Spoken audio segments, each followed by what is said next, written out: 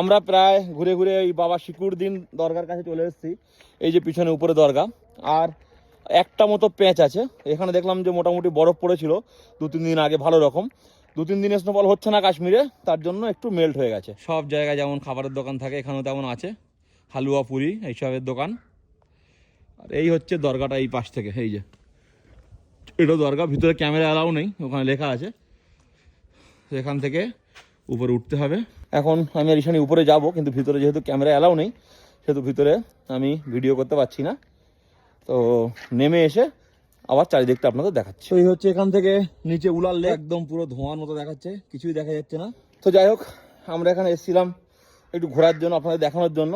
দরগার ভিতরে তো camera allow নেই। আপনারা যদি কখনো এইসব অফবিট ঘুরতে চান, বিশেষ করে সব লোকালি ঘুরে, বাইরে থেকে যারা আসে তাদের তো এতটা সময় থাকে না, তবুও যারা পার্সোনাল গাড়ি নিয়ে আসবেন তারা যদি আসতে চান আসতে পারেন। আজকে তো মানডে, যার জন্য তেমন লোকজন কিন্তু এখানে নেই। দরগায় বিশেষ করে ফ্রাইডেতে বেশি লোকজন থাকে, আর থার্সডে রাত্রে বেশি লোকজন থাকে।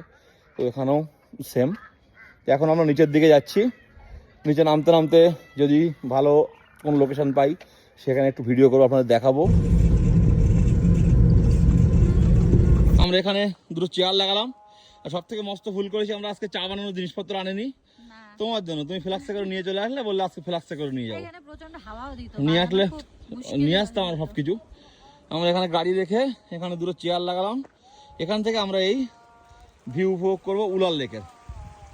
সেই উপরে দরগাটা দেখা যাচ্ছে, এই যে এইখানটায়, এই যে দরগা, বাবা শিকুরদ্দিনের দরগা এখানটায়, এটা ওই পাহাড়টায়। আর চারিদিকে দেখুন উলার লেক পুরো ধোঁয়ার মতো হয়ে আছে, বরফ না পড়া পর্যন্ত একদমই ক্লিয়ার হবে না।